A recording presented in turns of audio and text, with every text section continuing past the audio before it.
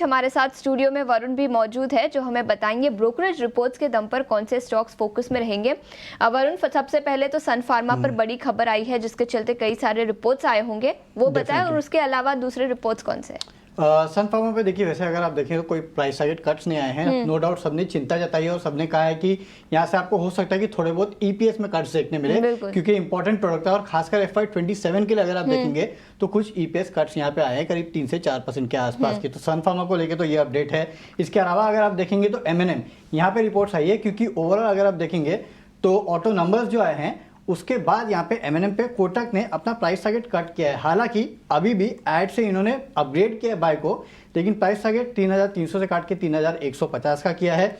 इनका कहना है कि ट्रैक्टर इंडस्ट्री जो है उसमें सेकंड हाफ में अच्छी ग्रोथ देखने मिलेगी, लेकिन चिंता की बात जो है वो LCV सेगमेंट है, क्योंकि यहाँ पे अगर आप देखेंगे तो ओवरऑल डिमांड ट्रेंड्स जो है वो थोड़े बहुत इनको म्यूटेड लग रहे हैं। हालांकि अभी भी M&M इनकी टॉप पिक है।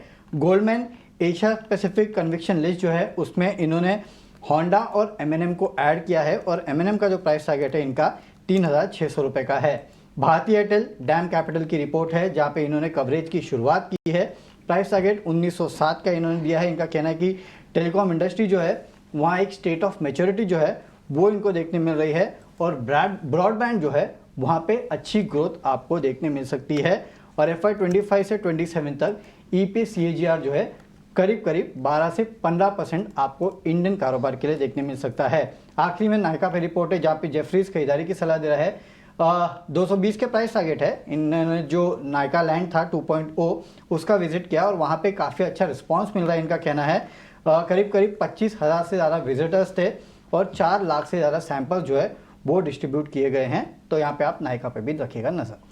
बिल्कुल, तो जेफरीज की खरीदारी की राय, नायका पर 220 रुपए प्रति शेयर का लक्ष्य। और इसी के साथ याद रखिए ऑटो सेक्टर से ऑटो बिक्री के आंकड़े आए थे, और इसी के साथ M&M पर भी एक रिपोर्ट आई है। कोटक सिक्योरिटीज की अपग्रेड किया है स्टॉक को, खरीदारी की राय दी है और लक्ष्य घटाकर 3150 रुपए प्रति शेयर किया है।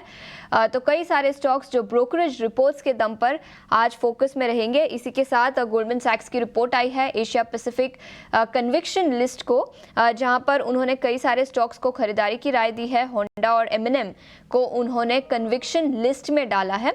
और इसी के साथ भारतीय एयरटेल पर भी डैम कैपिटल की रिपोर्ट आई है। वरुण, शुक्रिया पूरी डिटेल्स के साथ हमारे साथ जुड़ने के लिए। आगे बढ़ते हैं, कमोडिटी मार्केट पर नजर डाल लेते हैं। और इस बीच कुंवरजी ग्रुप के रवि दियोरा जी हमारे साथ जुड़ नहीं पाए, लेकिन उन्होंने अपने कॉल्स हम तक जरूर भेजे हैं। सबसे पहले क्रूड की बात करेंगे, जहां पर उन्होंने नवंबर के फ्यूचर्स खरीदने की राय दी है।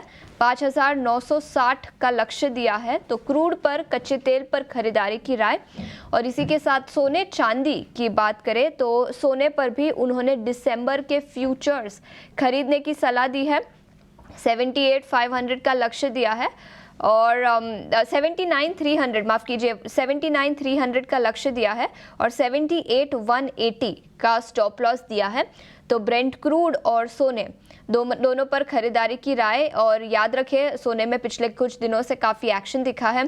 जियोपॉलिटिकल टेंशन्स के चलते सोना रिकॉर्ड ऊंचाई पर है और ईयर टू डेट बेसिस पर देखें तो करीब 40% के रिटर्न्स यहाँ पर दिखे हैं। तो यहाँ पर कमोडिटी मार्केट पर नज़र रखें।